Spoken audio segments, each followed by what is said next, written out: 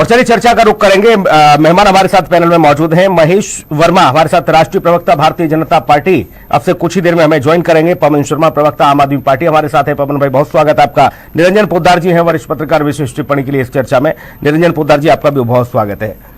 चर्चा की शुरुआत निरंजन पोद्दार जी आप ही से करूंगा। एक छोटी सी टिप्पणी आपकी चाहूंगा। अभी हाल फिलहाल में जो देखने को मिल रहा है, कई सारे ऐसे मामले जो माननीय सुप्रीम कोर्ट की दहलीज पर पहुंचे और वहां से झटका लगा केंद्र सरकार को। आम आदमी पार्टी को कई मायने में राहत मिली है, मेयर का चुनाव हो या बाकी अन्य मामले। अब ये एल्डरमैन की नियुक्ति का मामला भी पहुंच गया है। आपकी प्रतिक्रिया सर? देखिए सुनील जी, जिस तरीके से दिल्ली केंद्र शासित प्रदेश है और केंद्र शासित प्रदेश जो भी है जहां पे भारत के अंदर, जैसे दिल्ली है वैसे ही पुडुचेरी है, जहां पे एक राज्य उपराज्यपाल जो होता है वो कहीं ना कहीं प्रदेश का प्रमुख या यूं कहें कि सरकार का गार्जियन होता है, मुखिया होता है। और उस तरीके से जिस तरीके से संविधान ने एलजी को यानी कि उपराज्यपाल को संविधान ने जो शक्तियां दी हैं उसके तहत मेरे हिसाब से संवैधानिक शक्तियों के तहत उपराज्यपाल मनोनीत सदस्य एमसीडी के अंदर 10 मनोनीत सदस्य नियुक्त कर सकते हैं। उसके अंदर आज तक जो प्रथा रही है, आज तक जो परंपरा रही है, वो ये परंपरा रही है कि जो चुनी हुई जो सरकार होती है उसके द्वारा भेजे हुए नाम उनके ऊपर विचार करके उनके सजेशन से या कहें कि उनकी सलाह से उपराज्यपाल उसको नियुक्ति करते हुए आए हैं। लेकिन पहली बार ऐसा हुआ है कि भाई उपराज्यपाल ने सरकार के द्वारा नाम नहीं मंगवाए या यूं कहें कि उनके ऊपर ज्यादा उन्होंने ध्यान नहीं दिया और अपने मन से उन्होंने 10 एल्डरमैन चुन करके या 10 मनोनीत सदस्य उन्होंने मनोनीत कर दिए। तो मेरे हिसाब से नैतिक रूप से यह चीज हो सकता है या पारंपरिक रूप से यह चीज हो सकता है कि गलत हो, लेकिन संवैधानिक दृष्टिकोण से मुझे नहीं लगता इसमें कोई गैर संवैधानिक कार्य है, क्योंकि संविधान ने उनको शक्तियां दी है उपराज्यपाल को इस चीज की। सर शक्तियां दी हैं तो उनका दुरुपयोग नहीं होना चाहिए ना सर। केंद्र ने जो शक्तियां प्रदान की हैं, और दूसरी बात यह है कि जब दिल्ली सरकार, जब एमसीडी में चुनी हुई सरकार अपनी ओर से अगर एल्डरमैन भेजती है, कुछ मामलों में रहता है कि भाई आप इसमें सजेशन दे सकते हैं, एक सामंजस्य बिठाने की बात होती है ना सर। जनता के लिए काम करना है एलजी साहब को भी और केंद्र चुनी हुई सरकार को भी। ऐसे में जब ये मामले अदालत में जाएंगे तो जाहिर सी बात है कि फैसला जनता जनार्दन के साथ जाता है।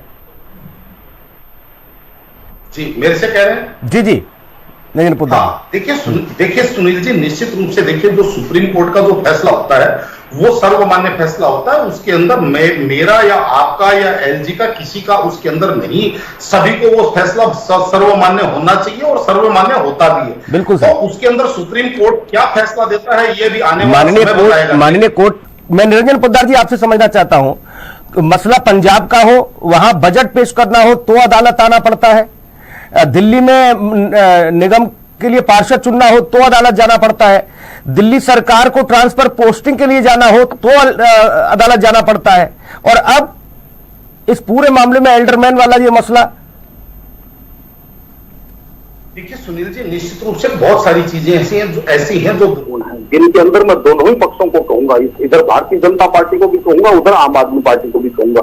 क्योंकि सुनील जी इसके अंदर एक चीज और होती है, वो क्या होती है कि जब व्यक्ति को सेवा या व्यक्ति को जनता के लिए कार्य करना होता है तो वहां पे थोड़ा सा नरम होकर के और झुक करके चलना सामान्य, जैसे आपने कहा, सामंजस्य बनाना भी अति आवश्यक होता है। लेकिन समस्या तब उत्पन्न होती है जब आदमी किसी अहम में या वहम में, या यूं कहें कि एक आदमी ये कहे कि दिल्ली का मालिक हम है, ये जो मालिक वाली जो भावना जहां पे उत्पन्न होती है ना, वहां पे आप ये समझ लीजिए सारी की सारी कठिनाई आती है। वरना आप एक चीज बताइए, हमारे देश के अंदर आज इतने राज्य हैं, हमारा एक जिस तरीके से क्या हमारा एक संवैधानिक ढांचा है, वहां पे कितने राज्य ऐसे हैं, चाहे उड़ीसा को देख लो, तेलंगाना को देख लो, हैदराबाद को देख लो, बंगाल को देख लो, या बहुत सारे राज्य ऐसे हैं जहां पे मुझे एक बात बताइए क्या समस्या आ रही है। अब सवाल ये भी बनता है निरंजन पोद्दार जी, दोनों पार्टियों को आप सुन रहे हैं, समझ से परे जा रही हैं चीजें। वो कह रहे हैं कि नहीं अधिकार है, एक कह रहे हैं कि अधिकार नहीं है, माननीय अदालत का फैसला अभी सुरक्षित है। देखिए सुनील जी, ऐसा है, निश्चित रूप से जितना मैंने अध्ययन किया है, मैंने भी यही अध्ययन किया है कि जो मनोनीत सदस्य है वो एलजी का तत्वाधिकार है। एलजी अपनी विवेक से मनोनीत सदस्य नियुक्त कर सकते हैं। उनकी इच्छा है कि वो चुनी हुई सरकार से आए हुए सजेशन को माने या नहीं माने, ये उनके ऊपर निर्भर करता है। सरकार सजेशन दे सकती है, यहां तक तो मैंने चीज देखी है। लेकिन यहाँ पे समस्या क्या हो रही है? समस्या ये हो रही है सुनील जी, मुझे 30 सेकंड का समय दीजिए, एक चीज बताना चाहता हूँ आपको।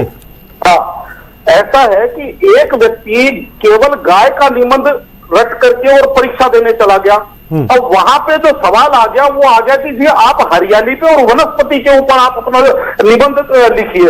तो उस व्यक्ति ने अब निबंध तो रटा हुआ था गाय का, अब उसने क्या किया, उसने वहां पे जाकर के अपना सवाल में लिखा कि देश की पृथ्वी के ऊपर हरियाली बहुत जरूरी है, वनस्पति बहुत जरूरी है।